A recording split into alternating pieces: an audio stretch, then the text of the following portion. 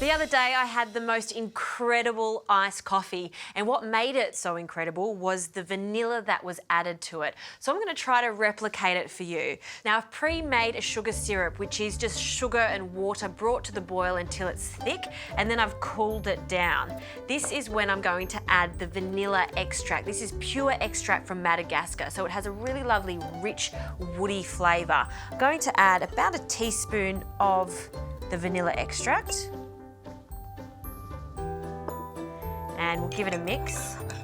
And I like to use the vanilla extract for this because it does have that intense flavour. So we will taste it when I do combine the cream, the milk and the coffee together. So speaking of coffee, I've brewed myself a coffee and I've cooled it down.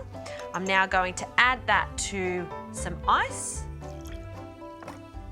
I'll add my vanilla extract sugar syrup, and then we'll top this with some milk, and to make it extra decadent, a splash of cream. How cool does that marbled effect look? And just before drinking it, grab your teaspoon and mix it all together, making sure that vanilla sugar syrup is combined. I'm gonna have a taste.